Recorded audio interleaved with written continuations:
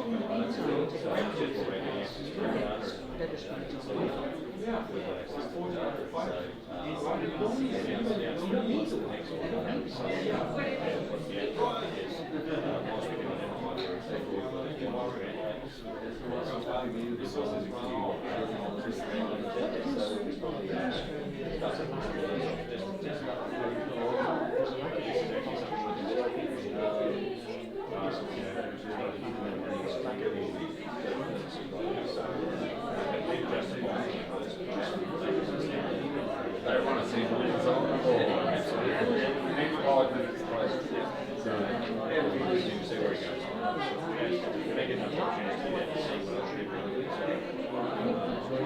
was contracting for aged care with multiple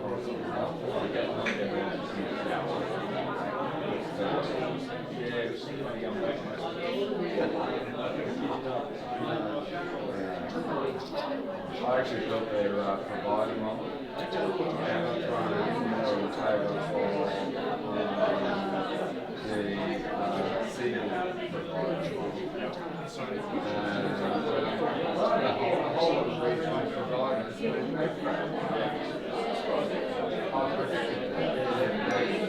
I got invited out of the project after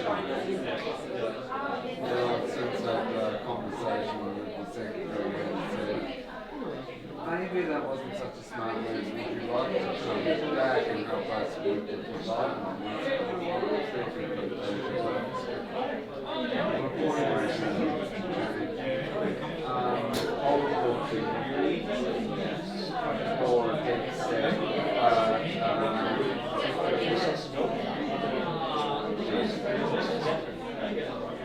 But if you can't manage that, and she said, no, it's too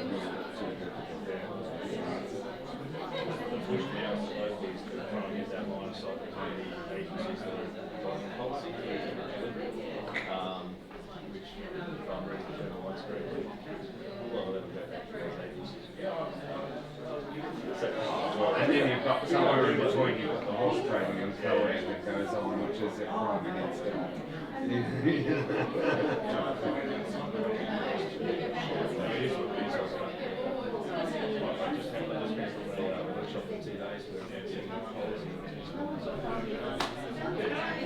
Lovely to see you. How are you? Oh, you know, I just thought I'd walk along and see what the industry's doing. What about yourself?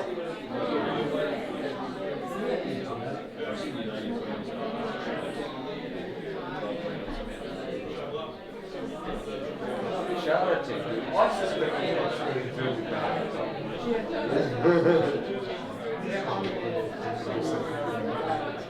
Okay. Well, those me, I'm running around business. We're doing semantic improvement.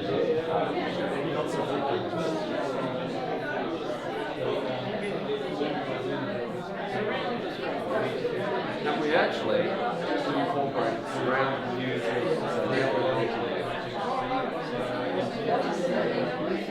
that's over that way. Yeah, and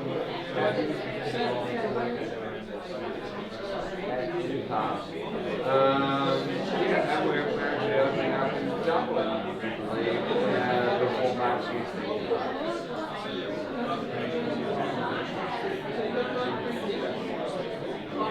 After practice, great.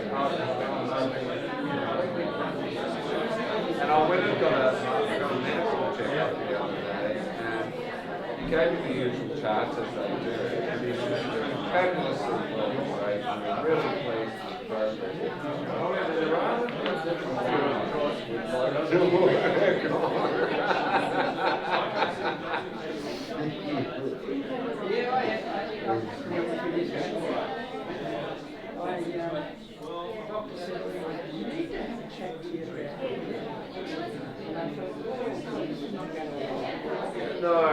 No, it sounds like a reduction in rent.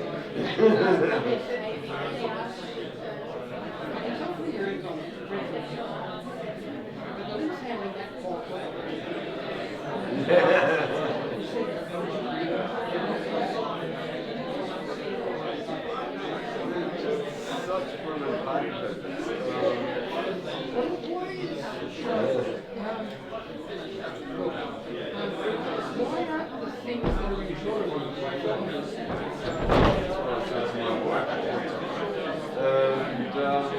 And she has some other philosophy to do.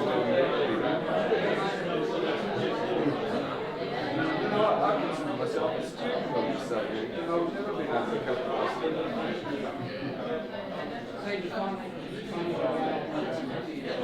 I've been doing it for a while now, and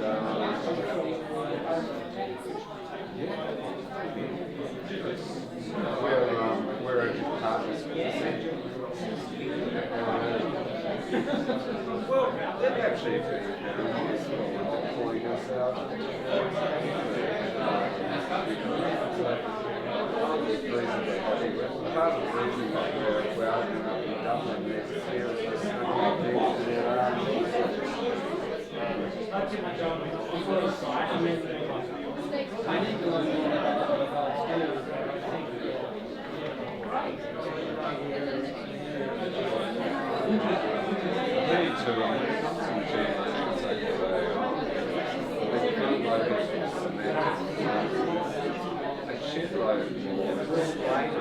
you know, because nobody loves it.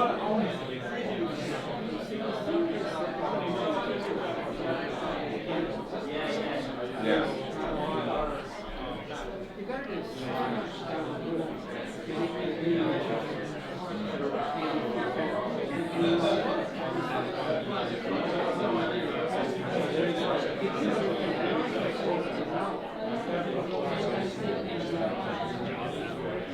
Well, yeah, that's right. So that context is what it is.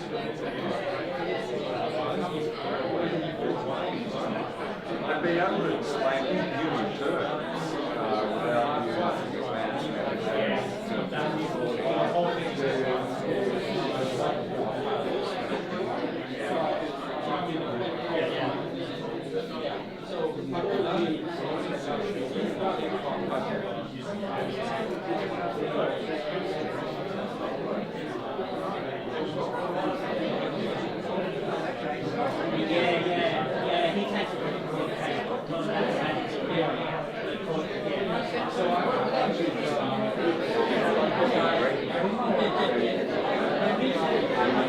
They're Scottish, so you know.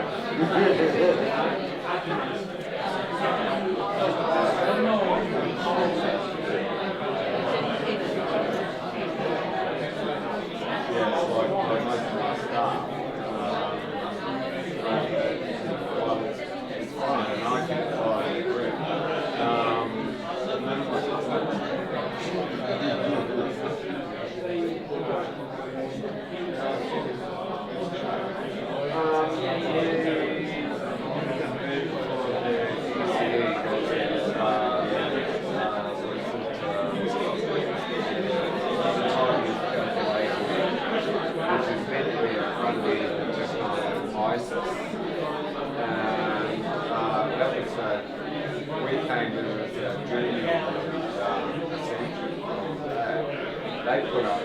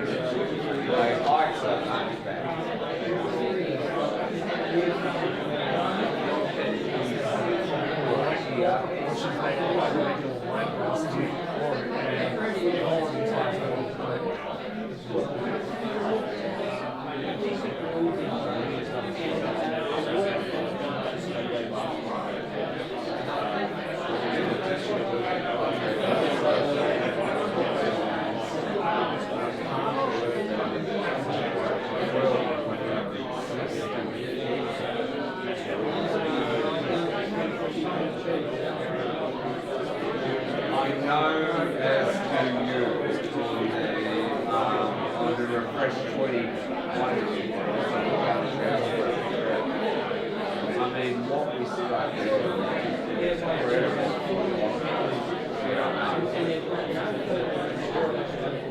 I know.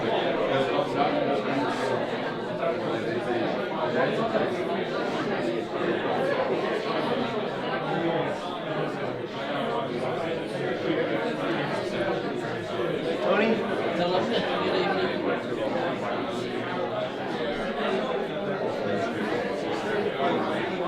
That's what it is.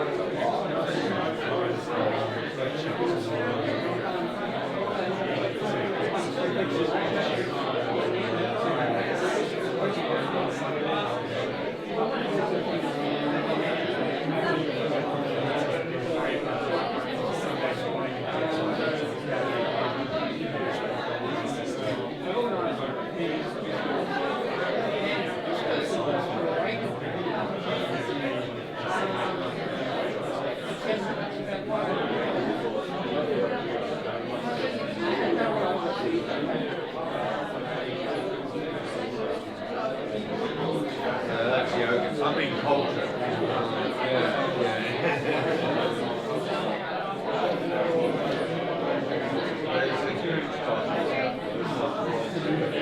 I guess I came from the high level of trust with a lot of the Arabians surviving. And my part was I was looking at, okay, that's a transition technology.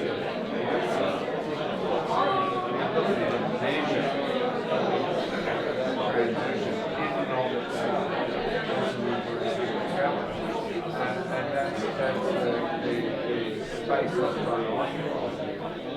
Now they have confidence that I'll be able to occupy the space. Not very But I well wasn't spoken. occupying the space. I know we are all keen to start, but food just arrived. If you don't mind helping yourself, because I was told in about an hour that food needs to be put away.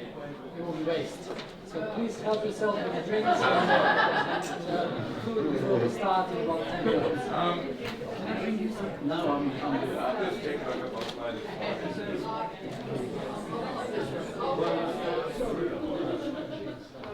I know she had it up.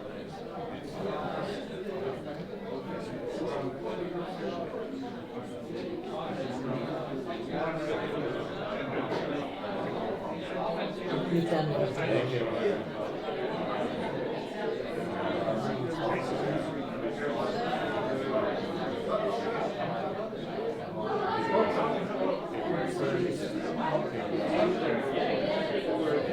Yeah, there's actually I'll see some slides.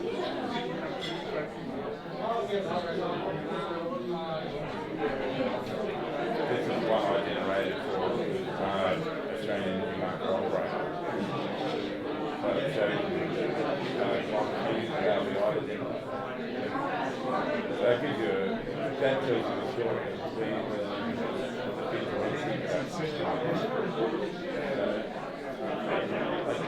Is that it? I have one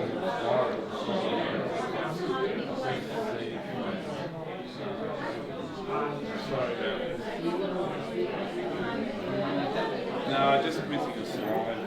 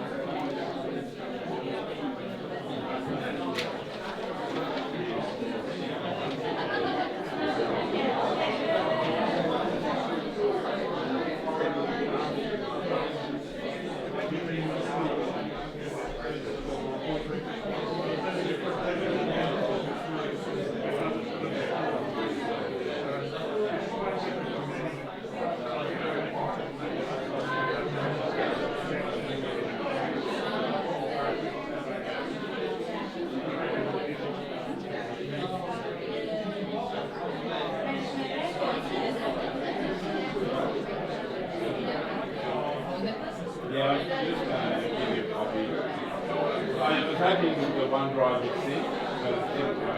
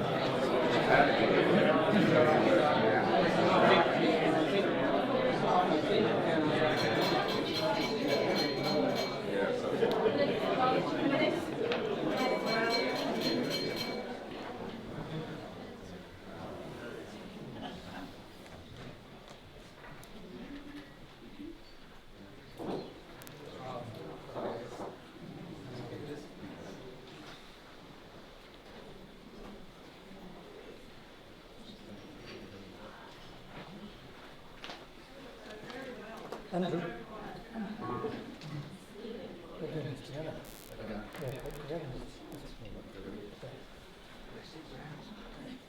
Good evening, ladies and gentlemen, and welcome to DAMA and IIM members and our fellow information professionals, peers, and dear guests. As we start, I would like to acknowledge Ngunnawal people, traditional custodians of the land where we work and where we meet tonight, and pay my respects to their elders, past, present, and emerging. We are excited to have you all here as the start of a new community of practice that IIM and DAMA plan to establish in this town. The idea started long ago, about a year ago, when we were discussing the Information Awareness Month. I need show of hands who knows about Information Awareness Month in this room. We need to change that, so we all need to know about that. So for 14 years now, the associations like DAMA and IIM and many others, which used to step on each other's toes and confuse the hell out of our members, talking about same thing in different language, including mine, as obviously with a strong accent, we decided to get together at least in a month during the year and talk same language to same topics and to all of our audience in the same way. So in the same context, we have run an event in May called Many Voices, One Message, where quite a few hot topics in information management were discussed, and artificial intelligence was one of them. It was very, very popular. We had a lot of people coming to the table with all sorts of thoughts, and as a result we have published collectively, all the associations, including DAMA, IIM, National Archives, RIMPA, ELIN, AGLIN, and a few others.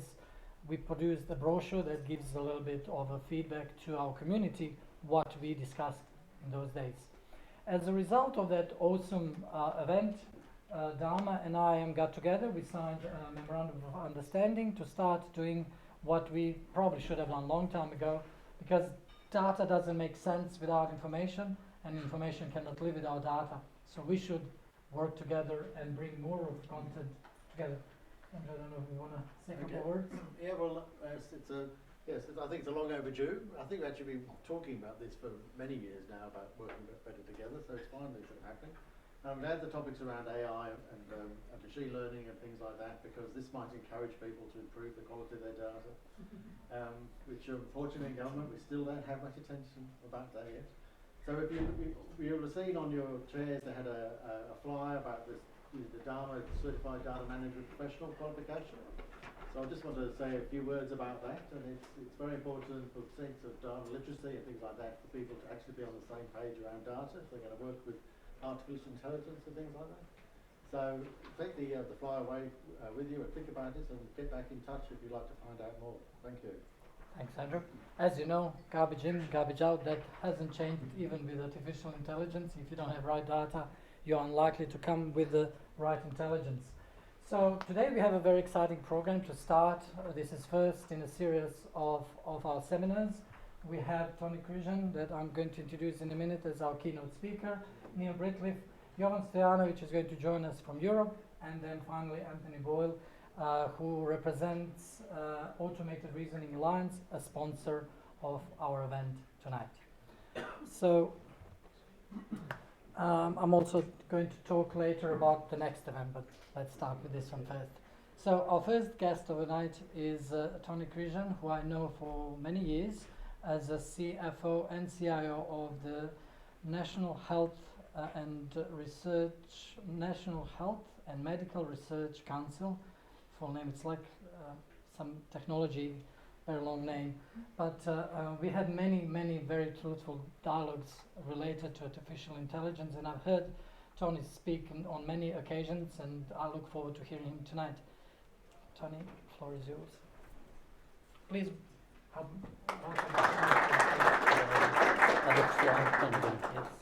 Thank you. I'll be helping with that. Probably need to stop the other one.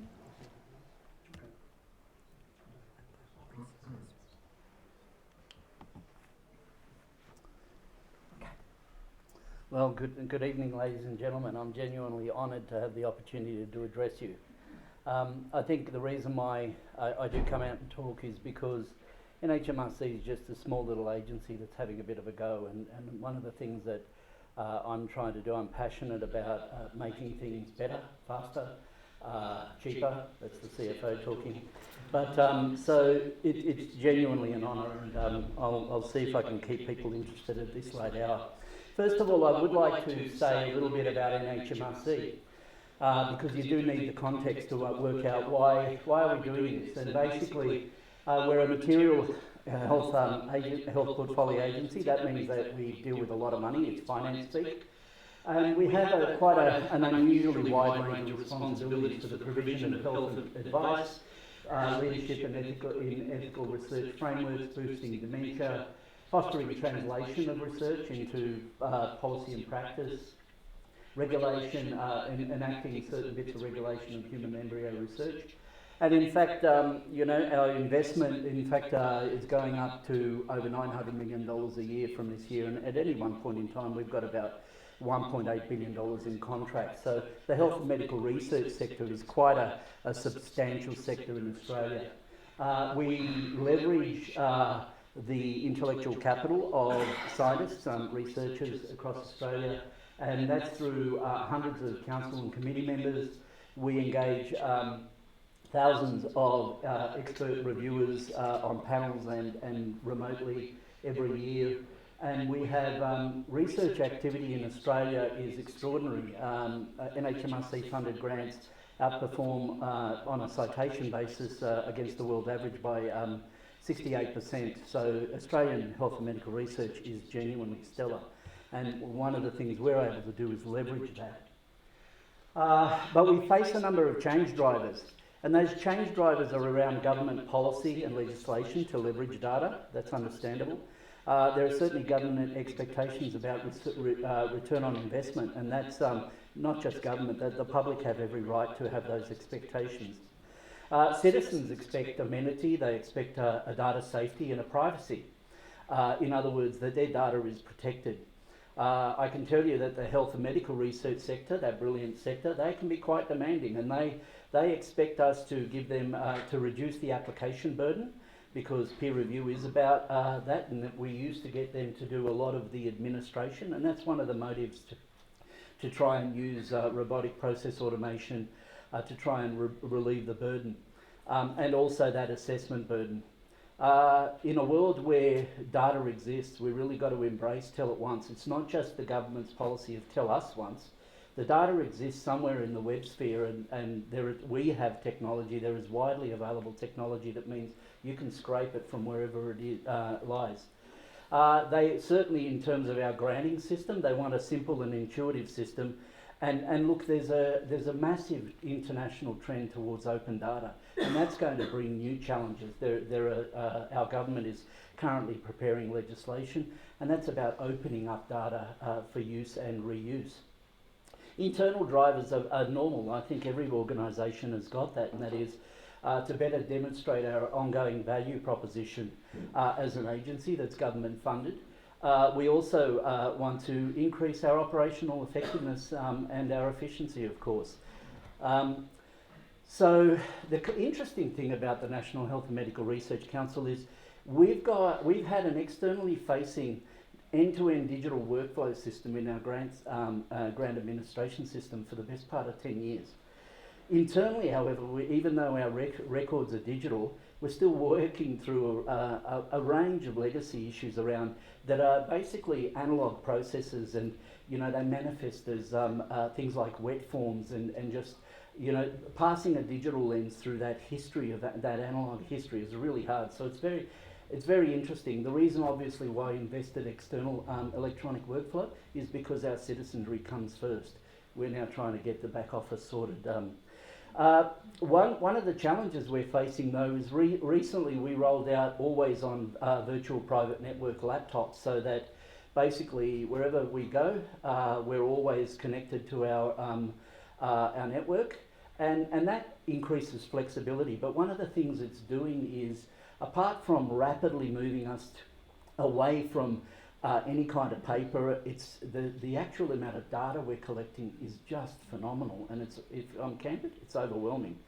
And so one of the things that we are already starting to think about is, how do you manage and cope with all of that to ensure there's an enhanced visibility and a management capability? Data has to have, there needs to be a metadata, so that it's all the data is described. Its value and its lifespan need to be understood. We need systematically the ability to govern it, and it needs to be obviously suitably stored and preserved so you can manage it, eventually sentence it. But in the meantime, it's got to be available to be used and reused. So we've got plenty of challenges. As you can see here, this is not intended for you to necessarily read it, but it's an example that our data governance internal control framework is based around risk and compliance, cyber security and infrastructure management, the privacy of data and data protection, e-discovery, data management, information and records management, and of course there's data analytics and business value generation.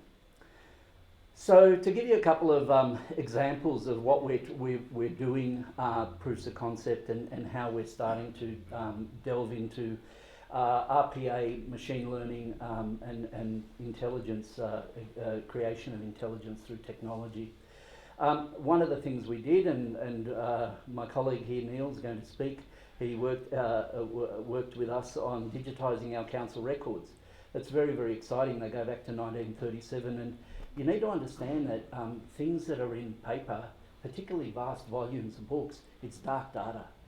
For us to be able to work with Neil and Microsoft, and to be able to start to unlock that, meant that we were able to, we're now able to extract value out of that. One of the things we're also doing differently, unlike many organisations, before we destroy our records, we're actually digitising them. And we have digitised tens of thousands of records because we intend to mine all of that.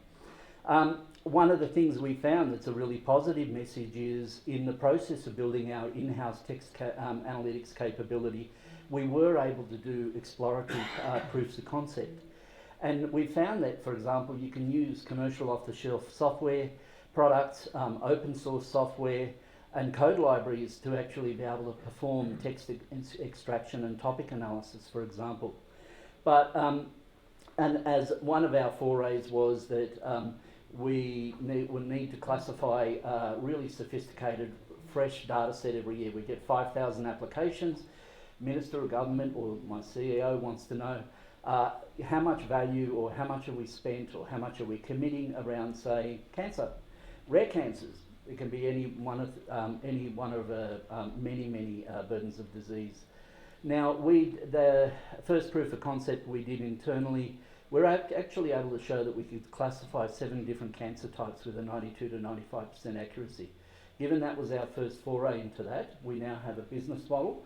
And one of the things I'm trying to do is we're exploring about how could we scale that knowledge, that model, to more than 1,500 research topics. The ability to automatically machine read text, that's transformative for an organisation like ourselves, that, we're very small. We have $40 million per annum to run the whole shebang, and that means we need to stretch that dollar quite a long way. One of the things we did discover, though, PDFs and OCRs, just text analytics, it was really different for us. We're used to dealing with numbers and various things, but we had to do a lot of learning. Handling text brings forward a whole lot of challenges. But our challenge, really, what we're planning to do, for example, if we can open up those council records as an example to the public, turn it into a searchable database, the number of PhDs that are waiting to be had and all that knowledge to be extracted are quite extraordinary. There's also some maturity to be had, because one of the things you discover is our social expectations today about how we talk about things, diseases, leprosy, and different cultures. It was very different then, and so there's always a bit of a sting in the tail when you start casting a light on dark data. One of our big challenges, just operationally, is the fact that health and medical research is in the media every single day, whether it's NHMRC or it's just health and medical research generally, and we get a vast amount of inquiries externally from the Department of Health, from all over government, saying how much research in this or that. And that amounts to thousands of extractions a year. That is a very manual process.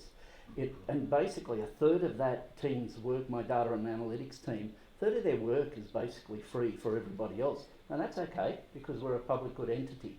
But our challenge is then to try and leverage technology to be able to extract that more efficiently. And for example, one of the things that my team did, they've been experimenting with natural language processing, created their own categorization system around entity types and classifying relationships.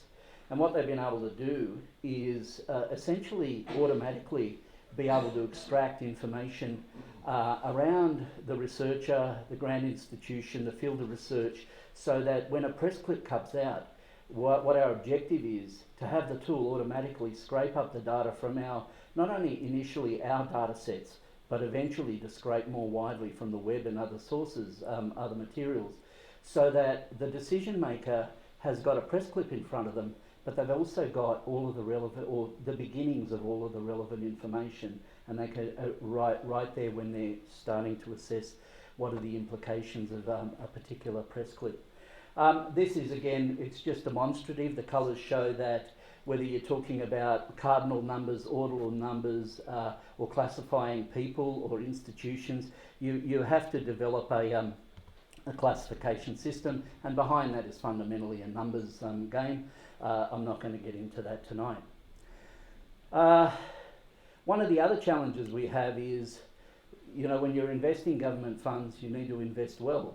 If you're making a decision about how to change your program and what the impacts are, you need to make those decisions very carefully.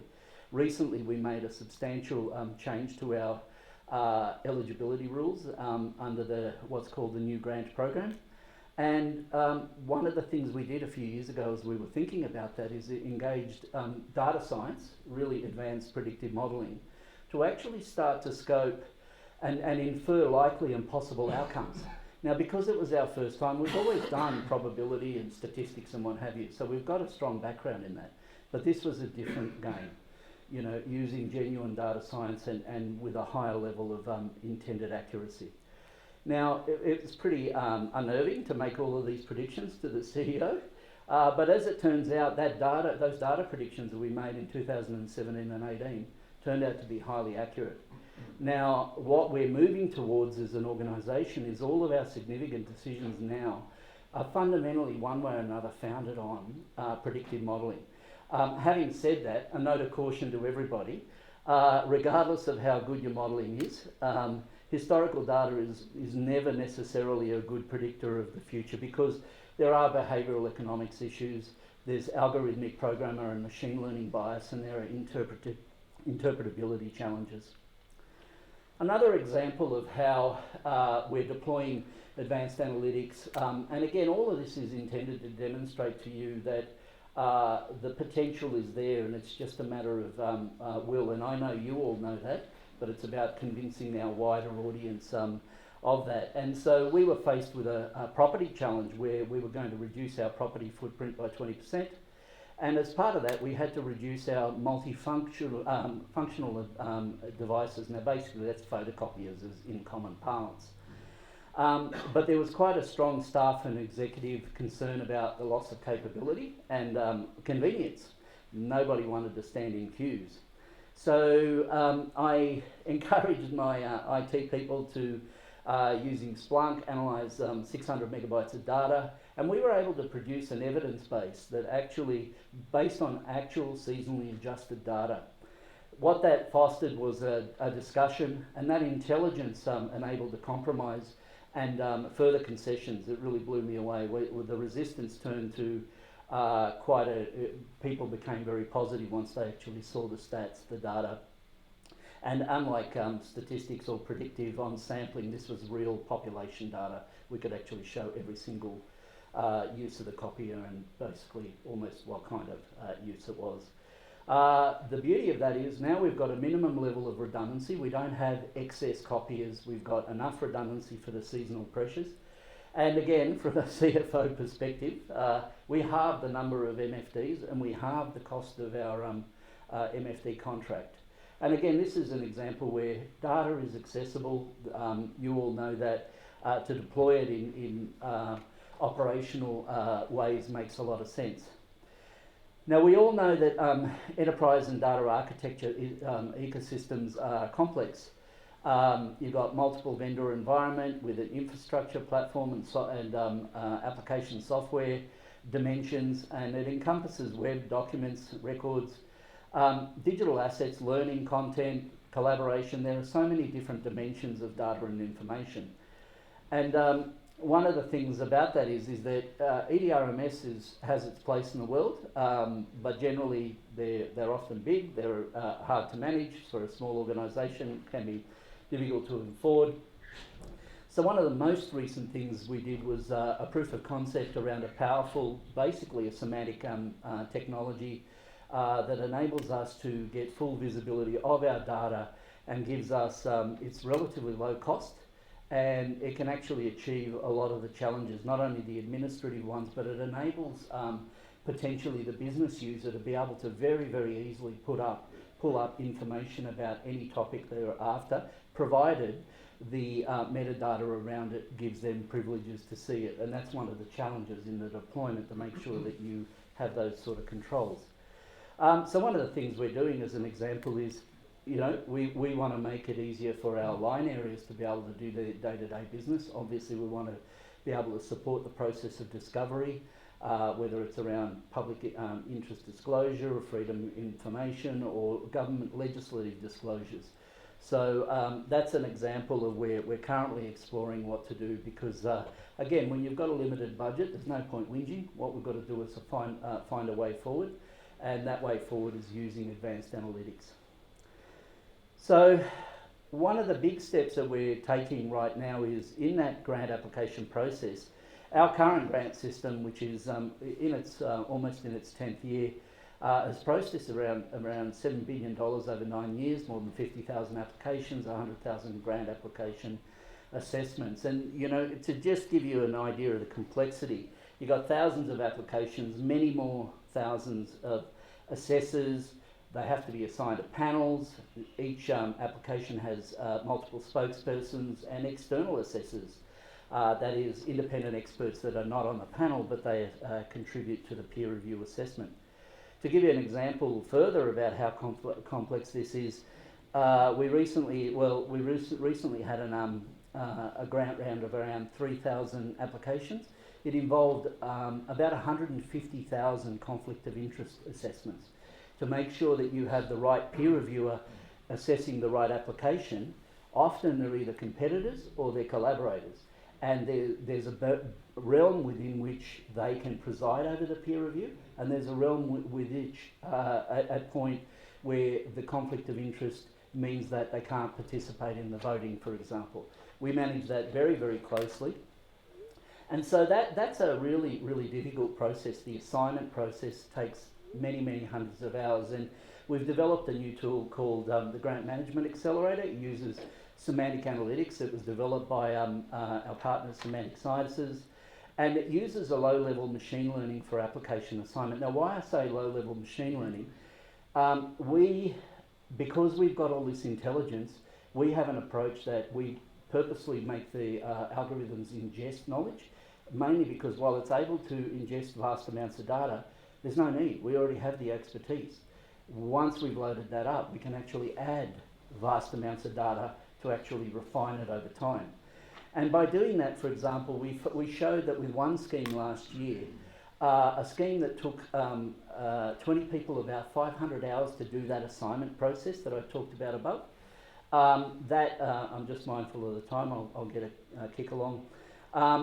We were able to show that one of our staff, who's very familiar with both the business system, the IT system, was able to recreate it in 6 hours with a 25% greater accuracy. And the actual two sets of algorithms, they can do the whole process in 3 seconds. Now that's mind-blowing. Our challenge now is to refine that further in the light of new knowledge that we've got. And eventually we're now starting to do that, and we're starting to look at rolling that out across all of our standard operating procedures. It's early days, but it's an example of the potential. Mindful of the time, I'll just say that we're also using it for outcome reporting. Outcomes take 20 years, often usually from what's called bench to bedside and then to commercialisation. It can take even longer. We have lots of data around people who are applying for funds, but what happens to them afterwards? How do you detect an outcome? How can you report an outcome? Government wants to know that. And so we're using that same semantic analytics technology. And we did a proof of concept, scanned 1,105 new patents that were previously undetected, and just 10 had a market capitalisation of $860 million. Now what that says is it's worth going to the effort because government and the citizenry, they want to know where is health and medical research landing. We're also connecting up, we're already connected to Trove, we're connecting up to IP Australia, the Australian Research Data Commons. We've got Orchid links and we're looking to connect up to WIPO. Now while the technology's got powerful web scraping capability, if you've already got data that's proven, why not link to it? It just makes life easier in the long run. We are doing some case studies, again not intended for you to read it, but it's an example. They're on our website, just type in case studies. But one of the things we discovered down the bottom on the timeline is all the time whether they got a grant from ourselves, we can detect the ARC, we can detect TTA approvals and what have you. But what happens when they're outside? How do you know a product is being commercialised when they're not within our data system?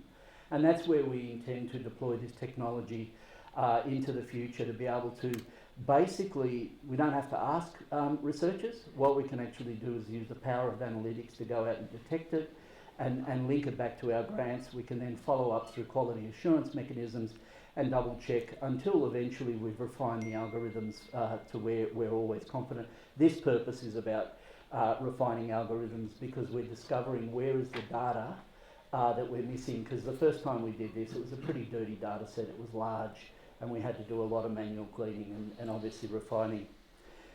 So the short version of the then and now is, in the early noughties, we used to be paper-based. We did all of this manually.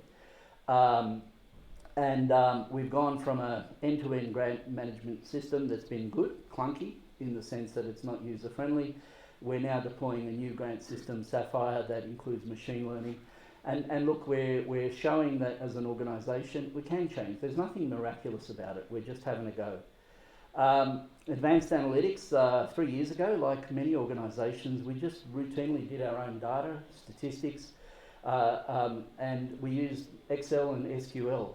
We now have an extraordinary suite of data science techniques that we use. We engage experts as we need, and the message to you and more broadly is that it's there. We just have to start using it, and there is nothing miraculously about it. We're routinely doing optimization, predictive modeling, and with a high degree of confidence. And again, the message is we all need to have a go. We have to have the courage to just commit to doing it. Why? Because there is a real imperative to change. NHMRC is very concerned about continuing to demonstrate its value proposition on an ongoing basis. And while we all know that data are given for knowledge creation, but to apply it routinely in operations and intelligence creation through advanced analytics, the RPA, the ML, we need to, that's the new opportunity. Some really hard lessons. We did have a low market knowledge and scanning. The market scanning really did require some time to understand what was available. And discovering who can actually deliver on what they promise, it's in the end, it is trial and error. One of the things we found was we used proofs of concept because it's evident that using RFQs and RFTs can lock you in, and you've got to be careful. It's not to say that they're not right, but it just for an organisation like ours where you're discovering what you don't know, you've got to tread lightly, and we did it through POCs. The hardest thing of all was actually identifying the high value use case, because there are so many things you could apply this to. Working out where you're going to spend your money, it actually takes a bit of time, but once you understand the pattern, it's then after that easier to do. There is no magic. You mentioned earlier, Vladimir, that you need well thought out reasoning. Algorithms are another tool set. Unlike expert knowledge systems, which were popular in the 90s, RPA, NLP, ML, machine learning, they do have bias and interpretability limitations, and you need to understand that. And what I mean by that is, as a user, we have to understand that. One of the things we found was integrating text analytics involves fundamentally rethinking your data environment, because things like lemmatization and various other things that you need to do to the data, the text really is a different way of understanding data. And the data's got to be fit for purpose. The algorithms will not somehow magically fix all of the data problems. Pre-processing, we found that you just got to go through the hard grind. It's never perfect in our experience.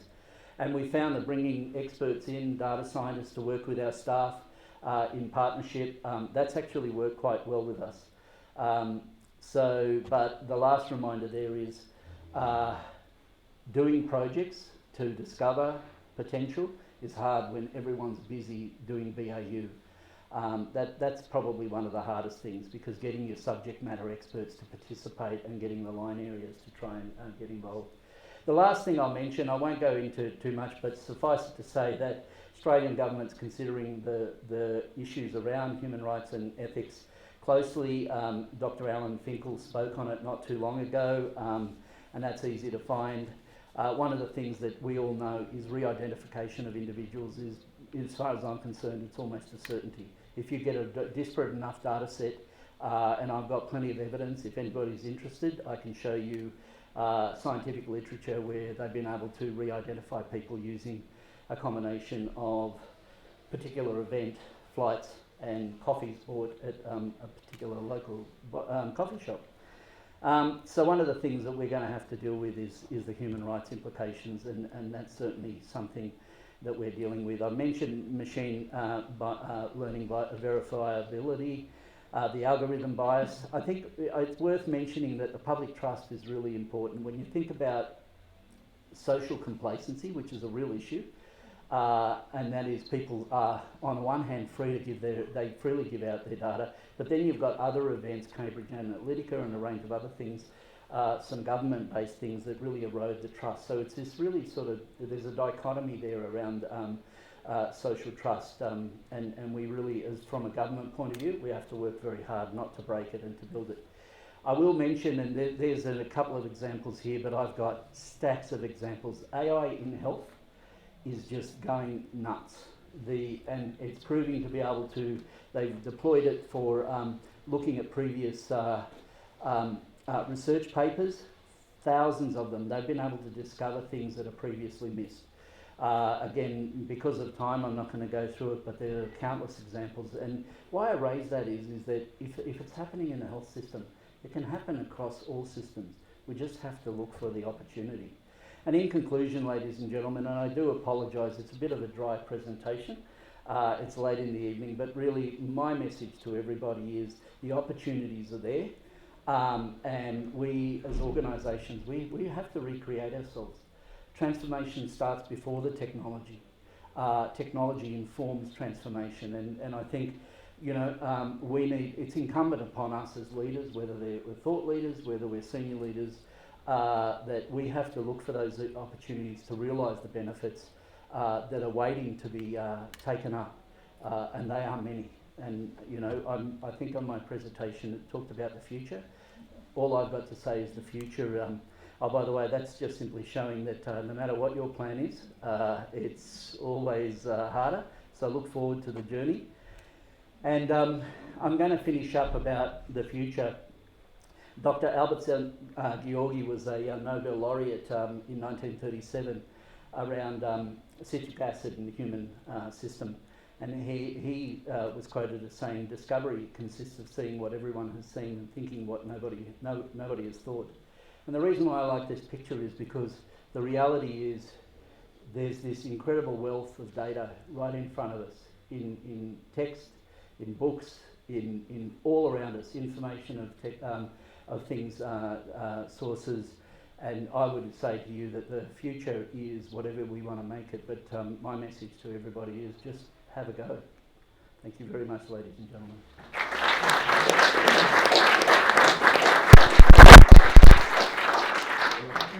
Tony will be around, I hope, for questions. So we will go ahead with one more presentation, and then we are going to make 10-minute break for everyone. Also, I forgot to mention that this session has been recorded and the entire night, and also broadcast to the world, so you're not alone.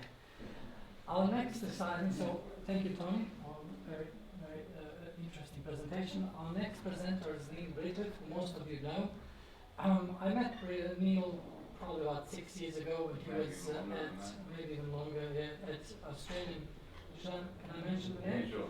Australian Criminal Commission, Crown Commission. And as a data scientist, he was working on a very interesting thing that we usually can't talk about. But after that, I met with the person who actually engaged Neil in that arrangement. She was CIO at the time of the place, and she once told me that Neil was one of the most brilliant people she has met in her life. And I have to share, I used Neil's brain a lot of times to verify some of my thoughts that are much on a less knowledge scale than Neil's. Neil is now with Microsoft, and he's going to tell us a little bit more about the most current ways of utilizing AI and so on. So please welcome.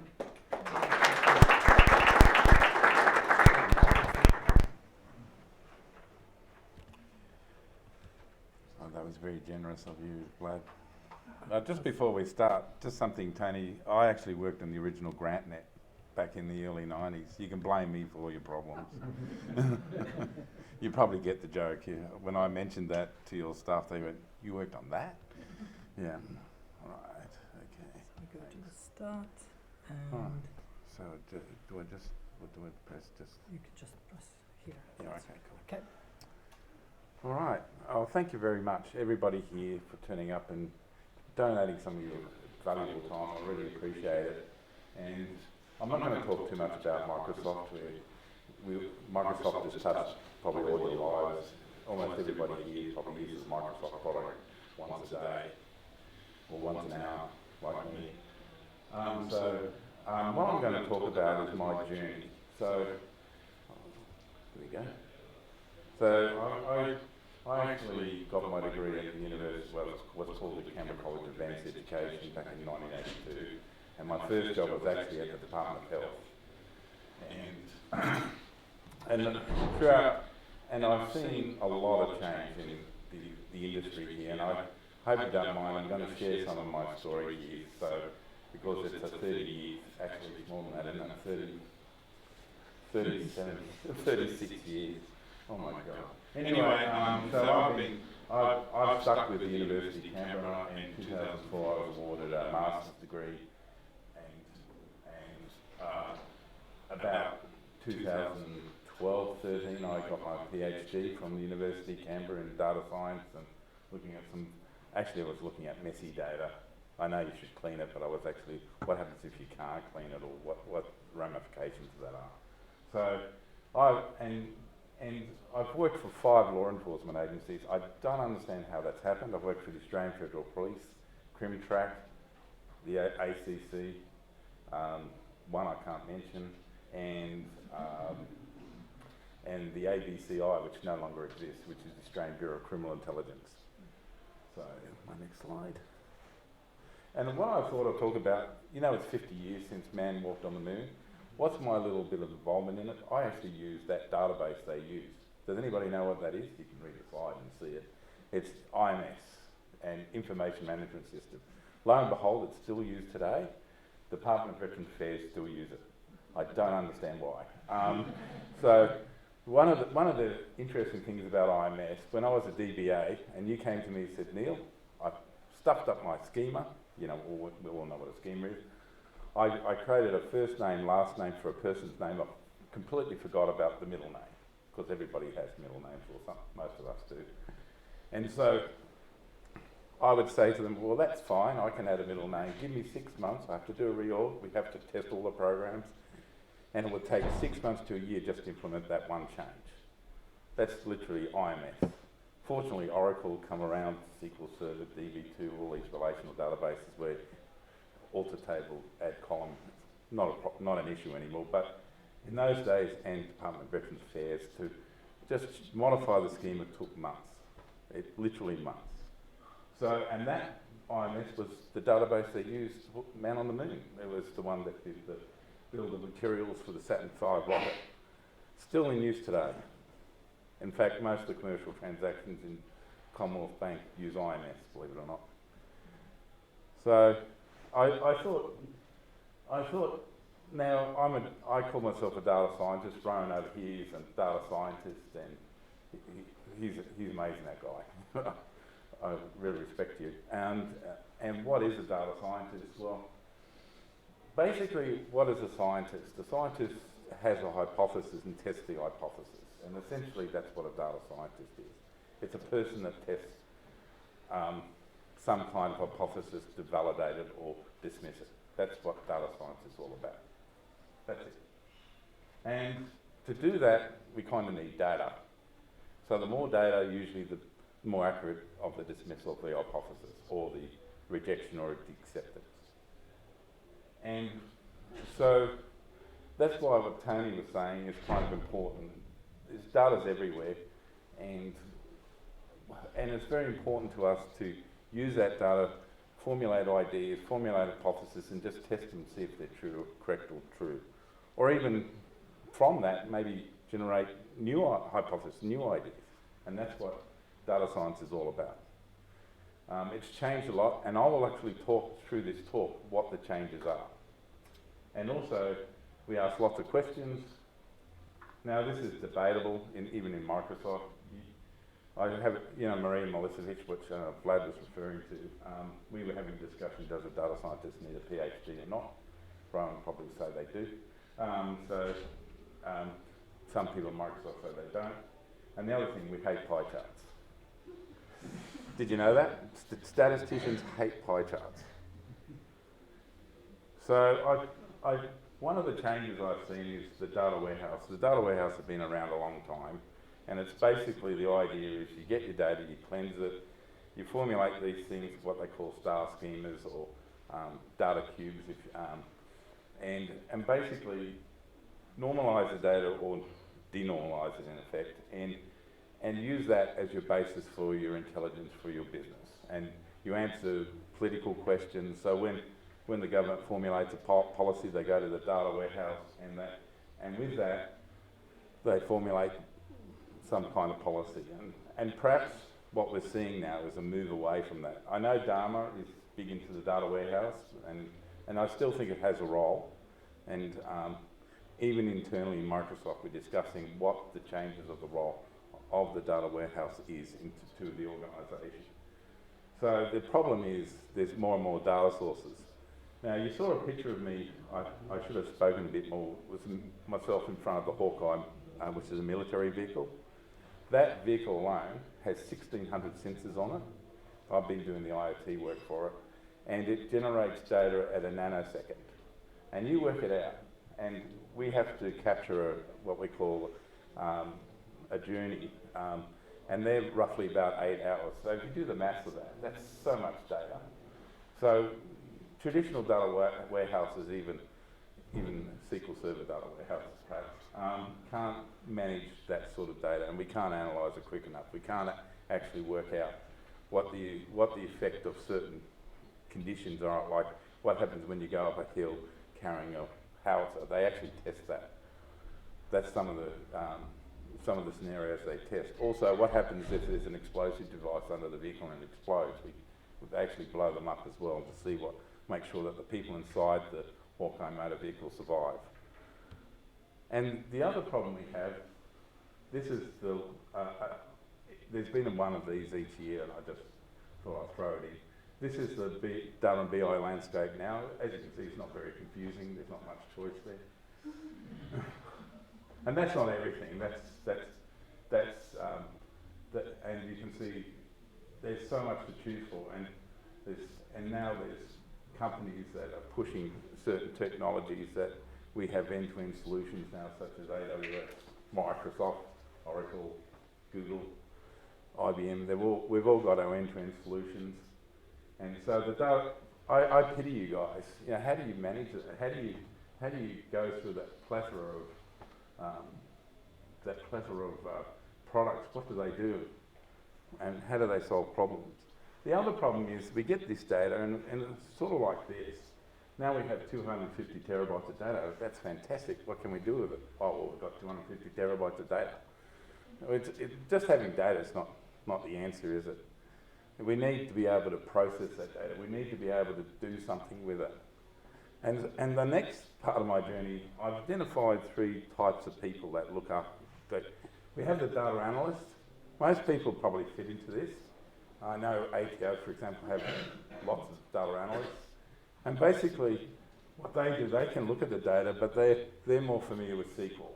So they interrogate the data and discover relationships with SQL and just doing that. Excuse me, I got a little bit of my frog in my throat. So that's what I see and they use SQL Plus if you're Oracle, or QMS if you're IBM, DB2. I tried to stay clear of Microsoft products here, but the other thing too is this new breed of people are coming along, and they're the business intelligence analysts. And what I'm seeing is more and more people getting into Tableau, Power BI. That's the best one of the lot. And also Oracle's offering. So and very quickly, I see a move, and I don't want it to be disparaging here, and don't take this. Cognos. Have you familiar with Cognos? I think one of the problems with Cognos, I've had lots of friends who are Cognos report writers. You go and ask, I would like this report. I want to see what the effects are, for example, in NHMRC of research and what kind of benefits it has and so on. So you want a nice report, you go to the Cognos people and so that's fine, it'll take me 6 months to a year to produce those reports. And at that top, it was you need to be an expert Cognos developer to be able to produce meaningful Cognos reports. And often they would be wrong. So you go to all the trouble in producing these reports and they wouldn't necessarily. Now, if there's anybody from IBM, I do apologise because they have got a new version of Cognos which is much better. But now, with products such as Power BI, Tableau, Oracle's offering, it's in now, anybody here can produce meaningful reports, as long as they're not pie charts. Anyway, so it's people now off the street can produce reports, dashboards and things like that. Now we've got the next set of, I think Rowan, you're probably beyond this, but the data scientists, and they're learning tools such as Python, Hadoop, Spark, these sort of tools, and even the deep learning frameworks like TensorFlow, CNTK, these sort of things. I'll talk more a bit about those as I go on. And they produce statistical reports. So they do quantitative research. So talking about research, in respect to NHMRC, there's qualitative and quantitative. Now, data scientists are usually dealing with numbers, testing numbers with testing hypotheses with numbers, either showing a correlation or not showing a correlation, or doing a prediction using some of the techniques that, like IIM, if you're familiar with that, those sort of things. And what the data scientist is doing is we're starting from the data, we're moving to the information, from information, the data science now becomes knowledge. From knowledge becomes wisdom. We've still got a long way to go to the wisdom bit, haven't we? But with wisdom, you make, hopefully, sensible decisions. So that's essentially what the data science role is. And I was going to show some of the sources of data nowadays. This is the open data. Now, has anybody been to the government open data source? Each day there's a new data set there, or probably 100 of them. And I notice now, like Northern Territory government, they've got a fantastic open data site, and you can go there and you can get figures on data on crime in the Northern Territory. It's interesting, they follow the same line as Chicago. Have you been to the Chicago Open Data website? They've got this fantastic data set of the crime in Chicago, and they've got like each month they would have about 100 murders. In the Northern Territory, it's roughly about one or 2 years, so Northern Territory is quite safer. But these are the sort of things we're getting data from. We're getting it from the government, and almost every state and federal government, and even New South Wales Transport, they all have their own open data repositories. And the ACT, if you want to know where the toilets are, there's an open data source for that. So it's all there. And we're getting it from things like Twitter now. So even drones are flying overhead taking video of us. There's more data. Data's everywhere, and it's exploding. It's really amazing. This is some work I did at New South Wales government trying to identify cars. There's 136 traffic cameras in New South Wales. Majority live in Sydney, and we can capture the video and count the number of cars. More data. I'll skip that one. So one of the problems with data, and I've seen this, is searching it. So we're becoming more and more developing superior search techniques to find the little gem inside the massive data. Of course, there's more and more data, searching is becoming a real problem. And we've got cognitive searches now. And we've got a lot of companies are investing. I know you mentioned Trove. Does anybody know what Trove is? Yeah, it's run by the National Library. My friend Kent Fitch actually designed it. It's all the newspapers digitised since 1984. Do you know why they couldn't do it beyond 1984? Has anybody got a guess? Rupert Murdoch. He said he couldn't digitise it. He put, he exercised his, he said because of copyright laws, the National Library couldn't digitise any newspaper from one of these presses beyond 1984 onwards. It's a bit sad, really. There you go, so he's affected Trove, even Rupert Murdoch. And so that uses very sophisticated search algorithms to find the data. And people mistype names, they have issues with, Chuck for Charles, things like that. So just searching data has become problematic. And so this is very fancy, isn't it? Hopefully this works. Yes.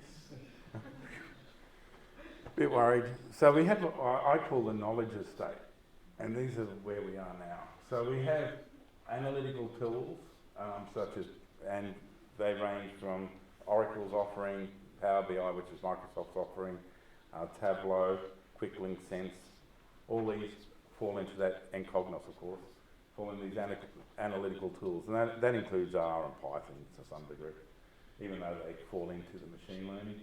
So machine learning tools now they're growing every day. In fact, I'm struggling to keep up with them each day. It's just enormous, and I'll briefly go through some of the more advanced ones further in the talk. And now we're talking about intelligent storage. What do I mean by that? Sorry, 1 minute. Holy dolly. Well, I'll skip that one then. I just thought, this is going to take 5 minutes if you could bear with me. These are some of my projects I'm working on, and some of them are a little bit sad. So I'm actually working at the Department of Environment and Science in Queensland. We call this project Wally the Wombat. And why is this important? It's because there's only 200 northern hairy-nosed wombats left in Australia and left in the world. Yeah, it's sad, isn't it? And so we're closely monitoring them, and we have to actually individually identify each one. It's got to that point. There's only 5 viable males left. We suspect it's going to go extinct. So you're seeing the last of one of the northern hare. You wouldn't think wombats would be that rare, but there's only 200 left, and it's not, if it wasn't for human intervention, they would have been extinct.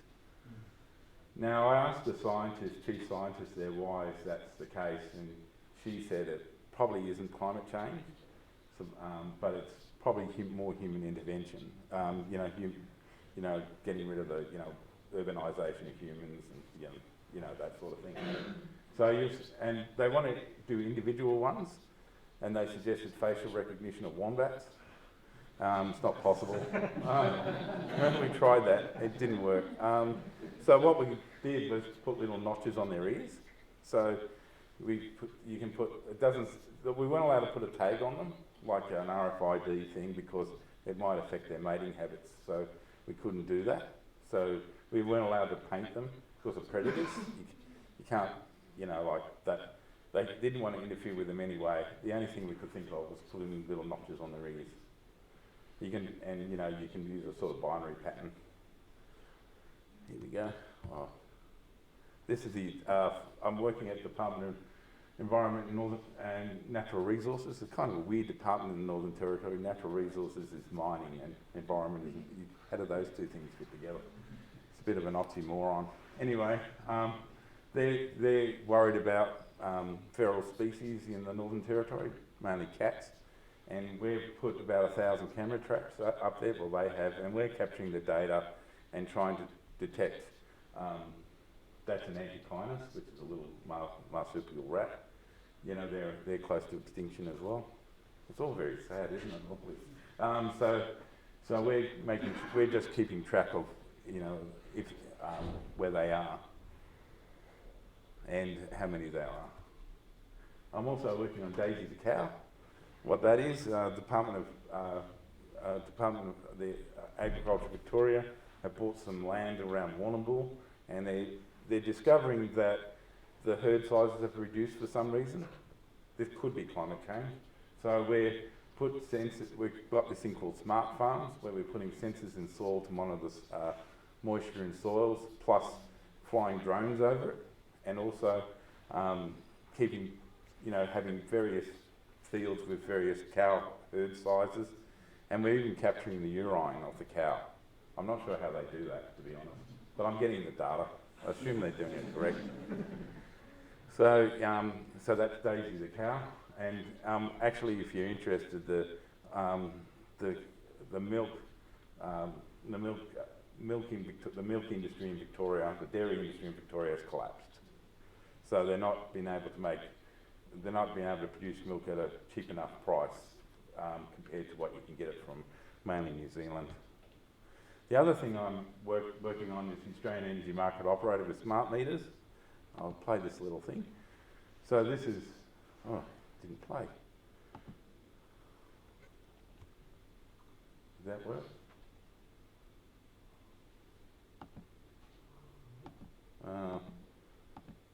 Here we go.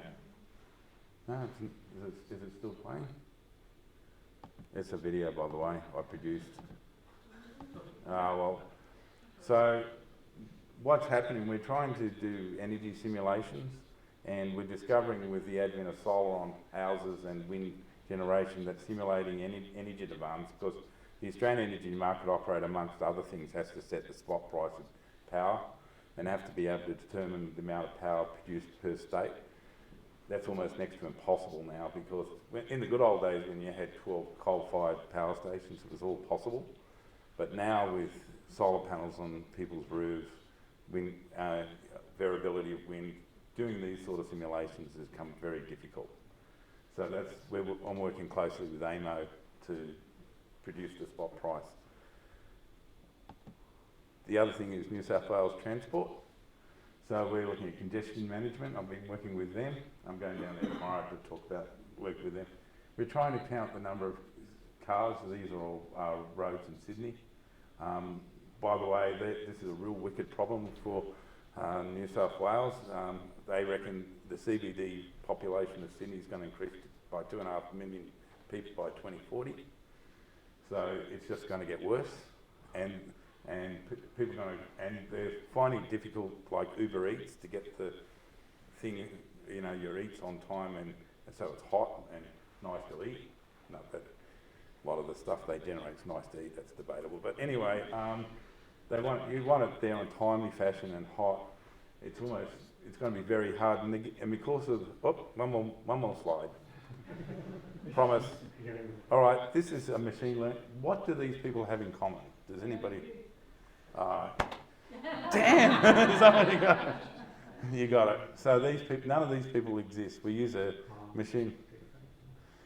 We use a machine learning called Krizan. That's how you pronounce it, I believe. A friend of mine generated these images, and none of them exist. Pretty good, eh? Well, that's it. My last slide was just questions. Does anybody have any questions before I sit down? All right, thank you. Oh, we've got one. Paul. I'm very surprised you don't apply your talents to sport, given you're such a tennis player.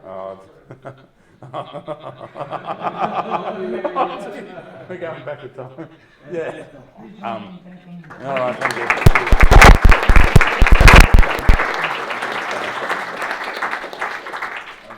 Okay, we unfortunately don't have time for a break that I promised you earlier, but let's...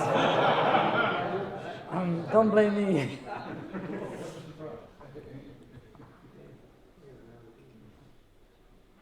Okay.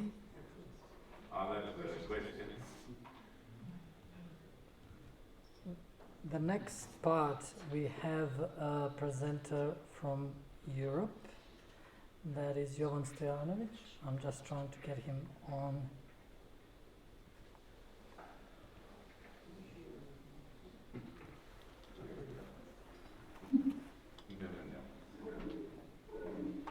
Good evening, Jovan. Can you hear us?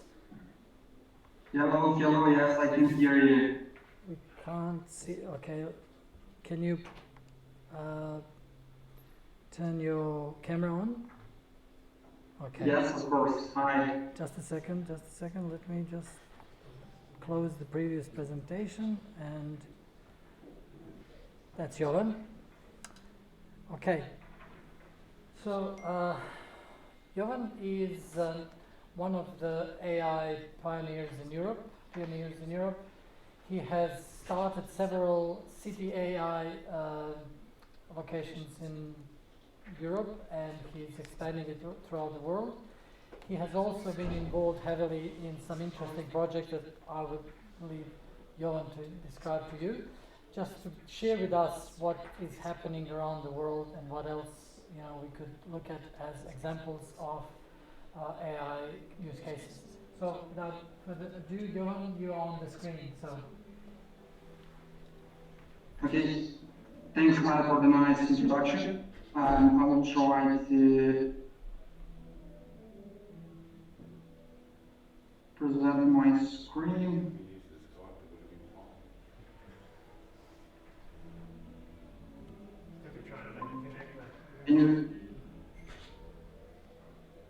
Can you see my screen?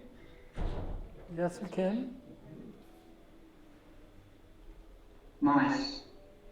Yeah, thank you first of all for a nice introduction, as I said, and for the invitation to give a couple of insights about things what we are doing here in Europe. Yes, my name is Jovan Stojanovic. I'm involved in a couple of really interesting AI activities around the globe. Right now, I'm a member of City AI, where I will talk more about that in the next couple of slides. Beside that, I am managing my young company that is in field of consulting in deep learning, mostly in deep learning. Where one of our projects is actually Agronomio platform for agriculture, where also I will explain a little bit what we have achieved so far. It's pretty interesting area. Yes, of course, today we can find a lot of hype around artificial intelligence, where, of course, that it's actually really important for all of us to start talking about the things, what are possible ones, what are not possible, the scenarios, where we are actually going, and some other also interesting things. If we are talking about our community, City AI, we are one of the most active AI communities around the globe, where what are our actually goals? We are trying to help locals to develop efficiently the different kinds of branches and education systems around artificial intelligence. We are not talking only from the side of the technical implementation, like how to apply some specific TensorFlow model, etc. But we are trying to open some other questions from the side of the ethics, from the side of the business modeling, education of other citizens, because it's really important because artificial intelligence, from my opinion, is something that will really change the entire ecosystems around us. If we are talking about our community, what's the name is below that, City.ai, we are actually aligning that with the cities around the globe who are recognized and who are interested to start with some new chapters.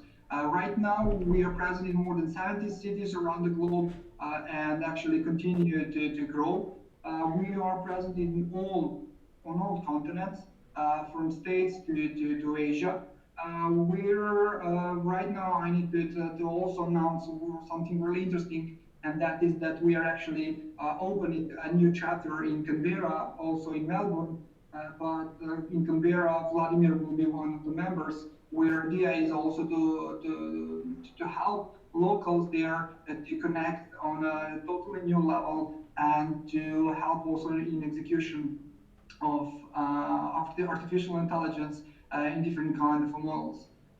If we are talking about the City AI, one of the really important events for all of us is actually our own conference that we are organizing each year, which is called World Summit AI, which is, I would say, the most important AI event all over the world.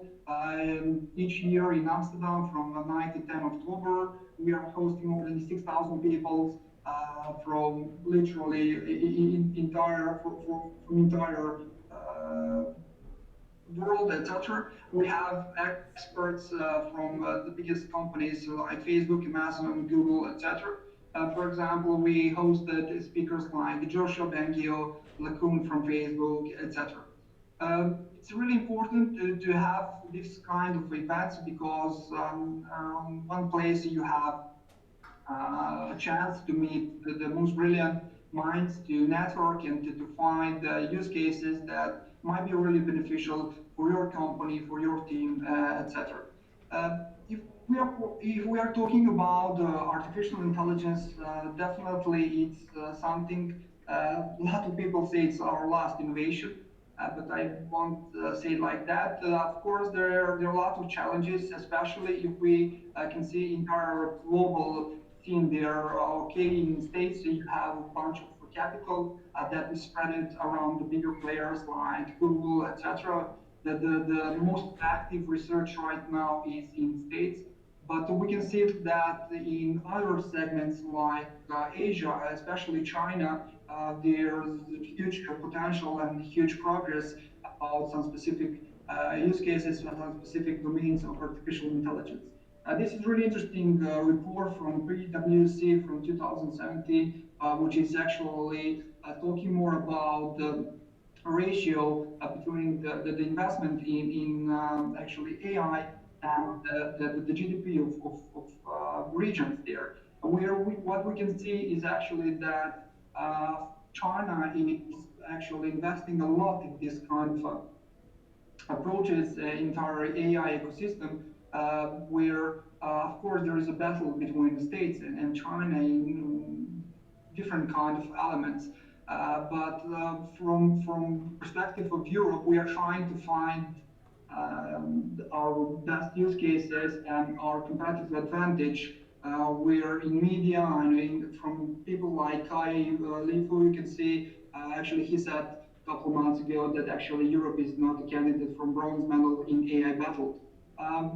What's happening there on the market is seen where a bunch of companies are actually investing a lot in artificial intelligence, and it's more like research based activity where return of investment for actually big number of those projects is questionable. And we need to find a way how we will actually scale our projects to the places actually where they will create a real value and solve real problems. One of the, of course, bigger problems is actually, of course, related to data, where from one side you have companies, corporates, the big ones, who are looking at ways how to innovate and how to create some new values. But in most of the cases, what you can hear and what you can see on the market is that those processes are pretty slow, and they're like dinosaurs, really slow in execution. From the other side, you have researcher startups that are looking for some new ways how to disrupt the market. But problem is how to find a proper data set, so where based on that you will be able to apply release an interesting model. And in this communication between corporates and the bigger players, like also government and the smaller ones, is a key actually bottleneck right now. And what we are trying to do actually through our CTAI community is to also try to network and to merge some interesting stories together. If we are talking, this is rest of the world here. If we are talking about industries that are really important for all of us, I would say the most important for me, from my point of view, is agriculture. And actually, we saw a bunch of different kinds of challenges in the agriculture field, and because of that, we actually jumped in. We wanted to solve a couple of things, but after a while, we focused on some specific problem.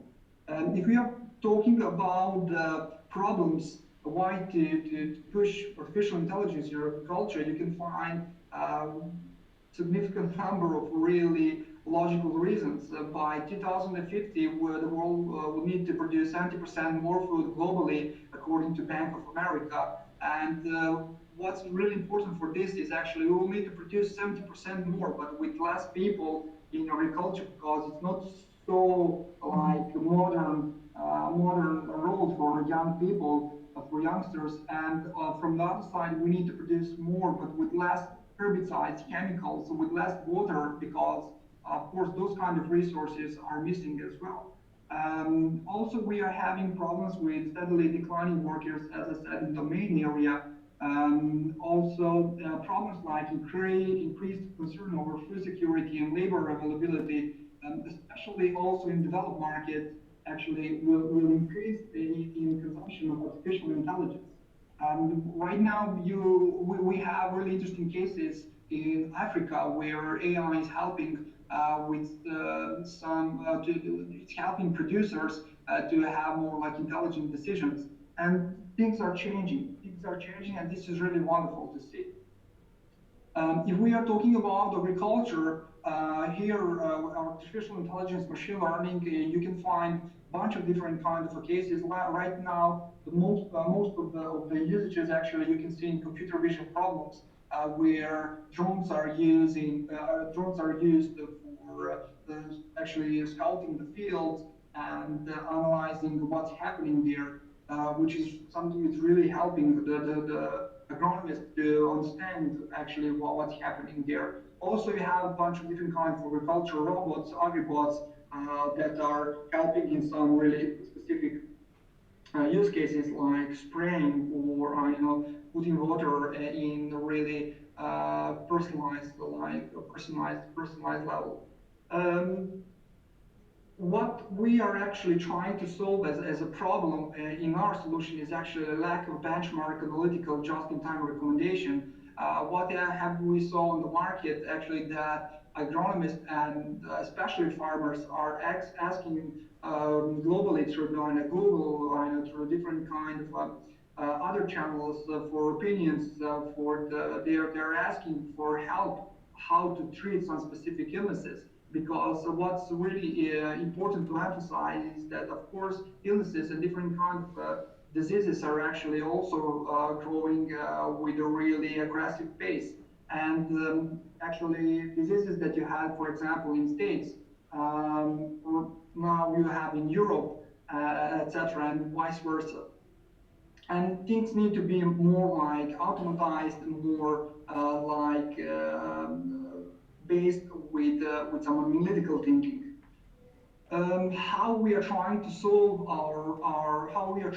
this problem? We are trying to solve this problem with controlled crowdsourcing of knowledge powered by artificial intelligence. We develop a platform, a mobile application, actually system which actually connects agronomists and farmers in a totally new way, where we like to say for us it's Upwork for agronomists, where we actually help them to connect in totally new way. But other segment which is important for us is this feature, as we call it, second opinion. Why you should only have one agronomist or one opinion. You can have a couple of them, and based on this crowdsourcing of knowledge, our algorithms are also learning better about some specific recommendations which are given to a farmer. Based on that, what we are also trying to succeed there is also benchmarking of different kind of chemicals that are used for some specific condition, which is really important because right now in the market you have more like salesy approach. It's more like commercial approach, which is not sustainable, and it's not like aligned with these challenges that we have. As I said, like 70% more food in the next couple of decades. When we have this platform where we combine and actually we help in communication between agronomists and farmers, as I said, in a totally new way, where our system is actually using AI in place actually of plant disease detection and verification, where our application is able to help you in a way where you can take a photo of some leaf or of some plant, and our algorithm will give you a recommendation of what's actually happening there on that photo. And if we are confident about it and we understand what's happening, we are able to give you like a recommendation how to treat it. If not, you are able to ask agronomists and to get this controlled crowdsourced intelligence from them, which is really important for us because we have this human in a loop, as we like to call it, feature, which from my point of view is something really important for us, but also for other AI systems, because with that, models are more like, models are learning more progressively about some stuff. But when we have confirmation, okay, right now we have this disease on the plant, and we understand what's happening, we are trying actually to understand like a wider area of that region, where what we are actually doing is actually understanding of like weather conditions, some also soil conditions, some other stuff that are really important for understanding why some specific disease is actually happening there. Based on those information, we are able to give a prediction of the movement of that disease, which is really something important for other farmers because they are able to get like predictions, like upfront alarms about okay, some specific illnesses is coming, and you need to take attention to it. one of the if we're talking about the technical aspects, of course, the computer vision is area where right now we have a bunch of really bunch of really good products. Actually, models are working properly. What we are actually doing is a classical convolutional network. So where is our hack? We are actually able to understand a little bit better what's happening there, but with less data. That's one of the segments. The second segment is we develop our own internal solution for labeling data in a totally new way, which help us to understand what's happening there. We don't need significant amount of images to be able to understand what's happening there. Of course, so right now what we are working on is the part where we are trying to, of course, from the one side, collect as much data as we can, but also to specialize for some specific illnesses, where our focus right now is more on fruit like fruit and vegetables, where with that we are able to understand a little bit more of what's happening, especially if we are talking about the fruits. We have understanding for apples, for a couple of more fruits like bananas, pears, etc., which is something where we had the most use cases so far with our clients. Core team around this, we have team which is the experience. Marco is a deep learning expert and PhD with more than 10 years in the industry. Also, we have more than 14 engineers that are from the software development side, but also from the data science side, where they are able to help for some specific cases. Something which is really important for us is that we got support from the Christoph Auer-Belbach, who is a partner at IBM Ventures, who is our advisor on this project. If we are talking about our steps and actually where we are right now, something that I really need to emphasize is that actually we just closed one government client where we are working with one Ministry of Agriculture in implementation of this decision support solution for their farms and their farmers. They find it as really something that is helpful for entire ecosystem. Our idea, we are focused on the Europe market. We are also looking for partners who are able to help this market in the future. Our idea is also to open new chapters on other continents, other markets as well.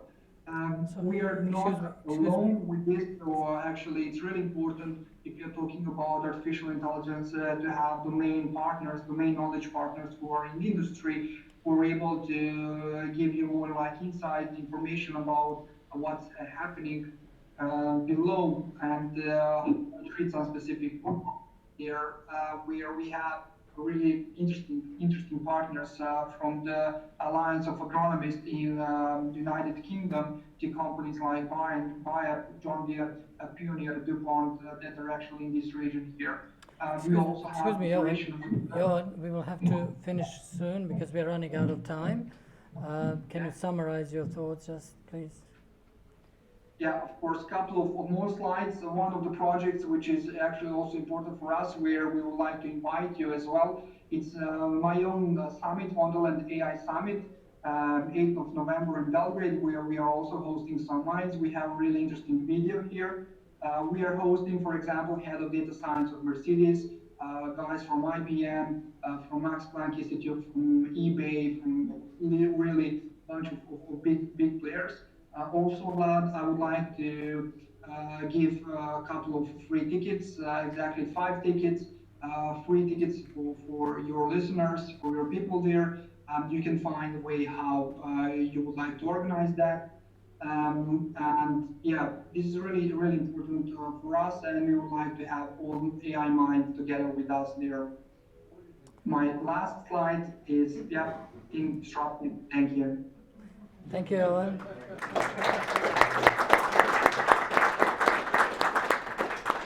Thank you very much, Jovan. Jovan will receive any questions over email. We are going to now introduce the last speaker of the night, which is Tony Boyle. Can you come join us, Tony, please? Thank you, Jovan. Thank you.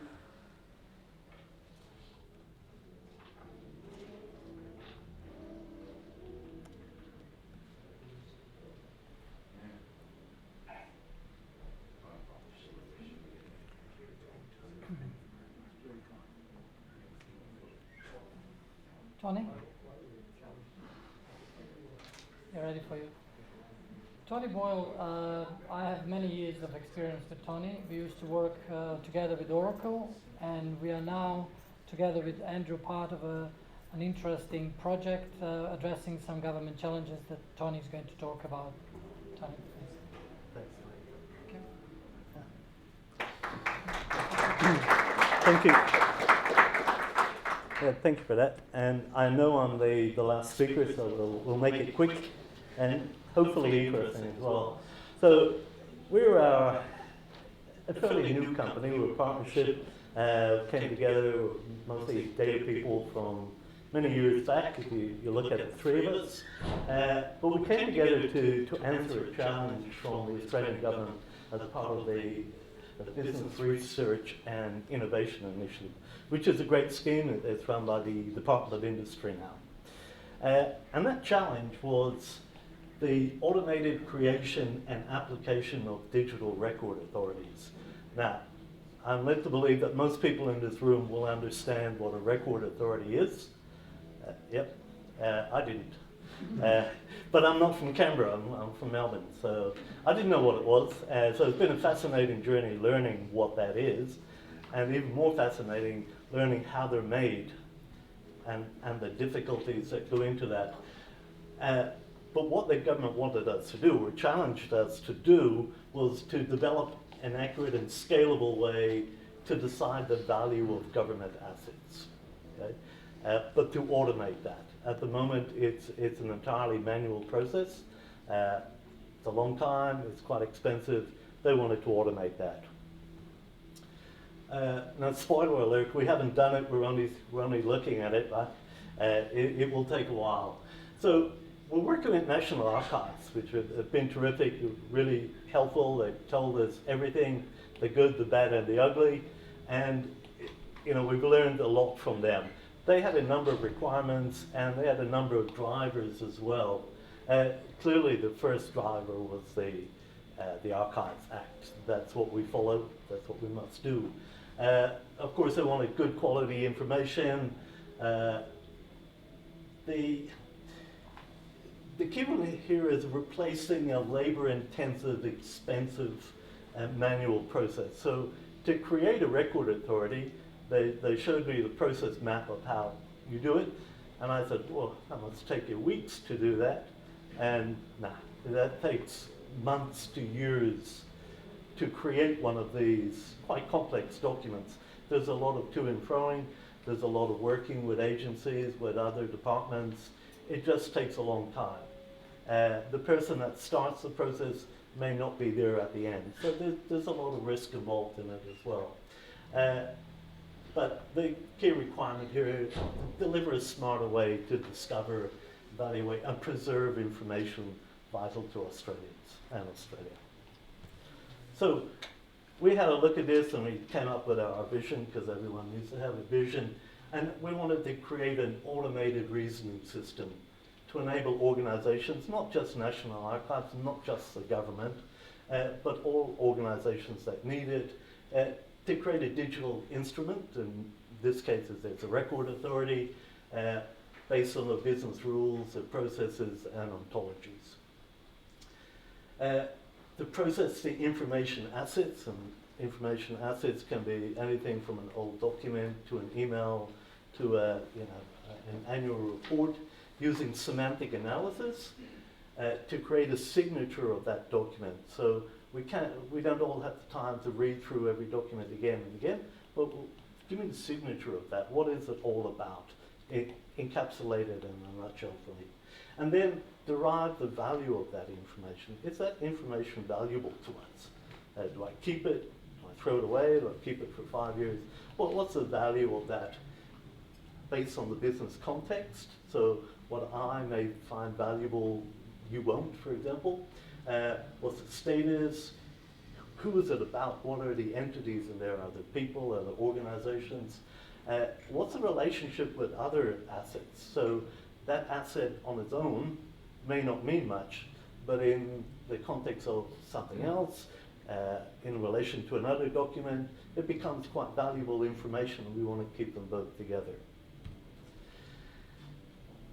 Then we have to determine what information is relevant and also why it's relevant as well. So we apply different perspectives to understand the environment and around it. And that might be through my perspective, and I'm coming from one department, somebody else is coming from another department. They will look at the world in a different way and derive different information and different value from that document. We want to describe that environment as well, because remember that we have a document today that we may not look at for 10 years when we decide to keep it or throw it out. We need to remember what's happening today, because that's the context in which the document was created. So if you look back on documents created 30 years ago, they may not have been very valuable, but that was the time of the Tiananmen Square incident. The documents could be related to immigration. So an incident in another country had a huge impact on Australia because Bob Hawke, if you remember, allowed 32,000 Hong Kong or Chinese residents over here to stay here. So it had an impact, something that happened in another country had an impact on us, changed the face of our population to a large extent as well. So little things within a greater context can mean a lot. That's why we're trying to capture this. Now, humans are great. They can look at that and say, oh yeah, I remember that. And that was really important, or that was nonsense. And we had a bit of a debate with National Archives yesterday about, those little blips along time in history. Is that important or not important? Whatever perspective you come from will make a difference. We had some principles for ourselves when we started this. What do we care about? And always it's good quality, relevant data. Now, good quality data, that's a given. But relevant data, what does that mean? Well, when you look at documents that are created within government, there could be 100 documents that are all very similar. 90 of those are noise, 10 are important. We want to keep the 10 and kind of strip out the noise, because in the future when somebody comes to research or get some information about a period in time, you don't want to throw everything at them, you want to give them the relevant information. So trying to find that's important. Single source of information, we don't want to replicate documents, we don't want to replicate data. We want it metadata driven and have a single source of information. Knowledge maps built on taxonomy, natural language processing, and the key thing is automating the resource-intensive tasks. We are not going to automate everything. The process is long, it's complex, it depends on humans, it always will. We cannot automate all of it. So we did all that, and then we came up with a super solution, which is just a simple version of the solution. And the most colorful one as well you could get. But let me walk you through it, because it's very simple. First of all, we read the documents from wherever they are. It doesn't matter what store they're in, you can read almost anything. Then we build a taxonomy, we look for the control vocabulary, the keywords, what are people talking about. Then we analyze the documents to understand the context. What's that document about in the broader context? Then we generate that record authority. But this is the record authority that applies to that particular document. Next one is we determine what's the value of that asset. Okay, based on the context, based on the content, based on the record authority. What do we believe is the value of that? And then at some point we determine what's going to happen to that document. Do we keep it we keep it forever? Do we keep it for 20 years? Or do we chuck it in the bin? Now, it looks very simple, but I'll break it down for you. We've got a number of inputs. There are the information assets, legislation. These are the two key ones, the experience and the knowledge that the people have now. We have a whole bunch of components there, semantic tagging, ontologies, taxonomies. These are all built with valuation engines, taxonomy construction engines, and so on. We have technical outputs, like lenses, so how do we look at it, what's the perspective, and so on. And then the real outputs are your classification of the document, the information value, and finally, the retention determination. That's why we're doing this. So look at a couple of those quickly. Control vocabulary. I'm looking at that because this is about that size. So excuse me if I turn my back on you. So the control vocabulary is a list of words and phrases, and they're in a data dictionary, the function index, what's the functions of that department of government or that government function. We can put them in there, and we need to refer to those. Taxonomies are the big ones. That's naming and classifying the items into groups or categories. And I'll show you an example of how we do this. Taxonomies are logical arrangements of multiple hierarchies, subjects. And when you get a document, you have to compare it against a taxonomy, or maybe more than one taxonomy. So, for example, if you had a document about a decision in the High Court, the logical taxonomy there is the legal one. But if it's about a tax matter, then it may be legal, and the ATO will be interested in that as well. And if it's about tax fraud, then the AFP will be interested in it too. So you'll have one document, you have to determine which category it fits into. Is it one, is it two, is it three, or multiple? And this is a perspective thing. Who gets what out of that document? The ATO will get something, and the AFP will get something different as well. Ontologies are collections of taxonomies. So we want to look at the broader picture, not just the AFP view, but what else is going on in the world. That person that was in court, have they been in court before? Are they a repeat offender? Are they a foreign national? Are they a foreign government influence? We don't know. This is where we have to map things out with this ontology. When we got this challenge, we looked at a few different ways of doing it. We looked at keyword searches, which are great. We didn't take a long look at it because David Fricker told us not to, because he's seen this one before. But we did consider it. Statistics, for using machine learning, it's great if you have a trained set of things. Pattern matching is good up to a point. So we went for the deep semantic analysis because it's words, it's phrases, it's sentences, it's entire documents. You need to understand it all together.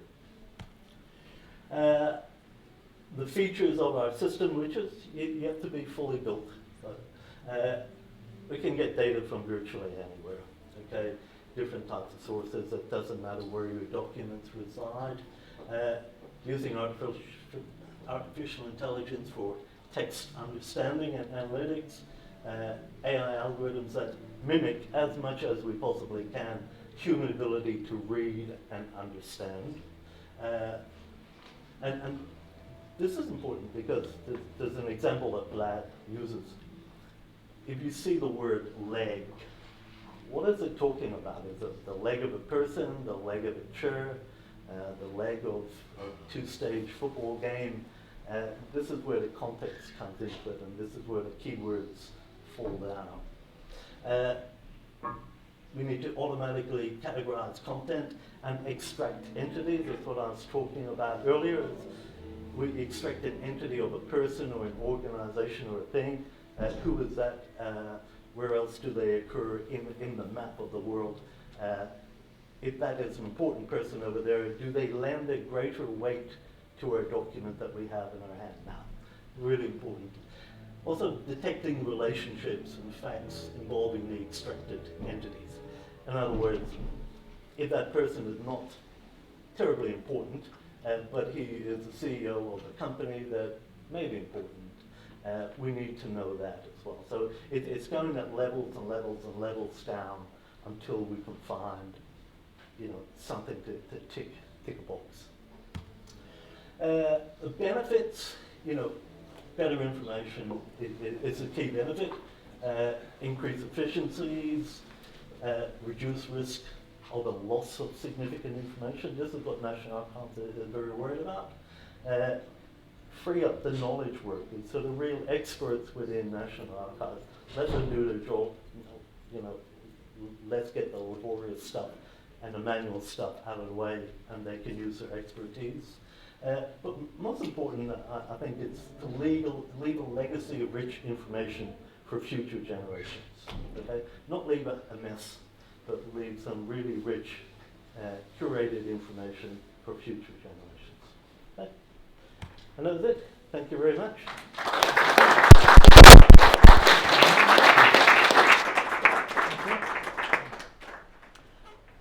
This completes the program for tonight. I am just going to introduce you that we plan to have another session. I hope you like it. DAMA and IIM always welcome new members. Feel free to pick one or both, ideally, and join us, not only to be part of these events, but also to give us more content, to give us some ideas. What can we do better? What can we do to provide you with better and more appropriate knowledge about hot topics? Thank you very much for your patience. Thank you for coming in such a great numbers, and I hope to see you on. Someone should have told me.